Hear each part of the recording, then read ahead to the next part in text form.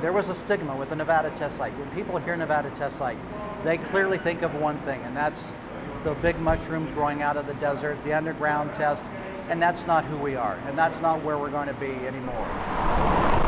Just 65 miles northwest of Las Vegas sits one of the most secure locations in the country, a seemingly barren landmass the size of Rhode Island. But while streets here are named for long-ago nuclear tests like Buster and Ranger, the future of the Nevada National Security Site is tucked safely underground.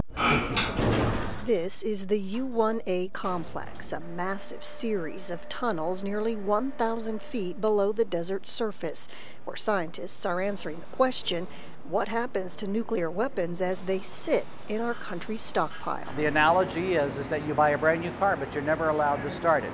You can change the oil, the gas, the batteries, the hoses, everything in it, but you can never start it. But you have to be guaranteed that when you do put the key in to start it, it'll work. Darwin Morgan is a spokesperson for the National Nuclear Security Administration, giving News 3 a rare glimpse at the setup for a subcritical experiment.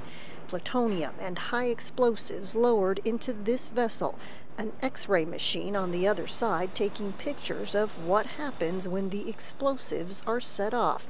There are no actual weapons here, just pieces and parts. And specifically what we're looking at here is what is the effect of age and time on plutonium. If you really want to get something done, come here. Dr. Stephen Younger is president of National Security Technologies, which manages operations at the site. He says another important focus right now, being able to verify arms control treaties. We are installing a major new experiment to look at how could we detect what other countries are doing in developing nuclear weapons, where they deny they're doing it, but we know that something is happening. Dr. Younger says from Homeland Security to protecting our soldiers overseas, work being done right here in Nevada will keep all of us safer.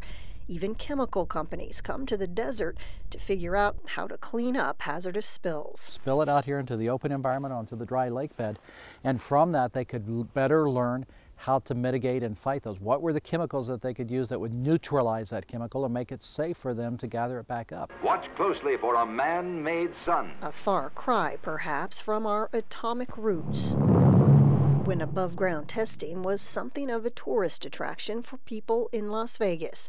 Today's mission has changed, but scientists believe the work going on beyond these front gates is just as important as ever.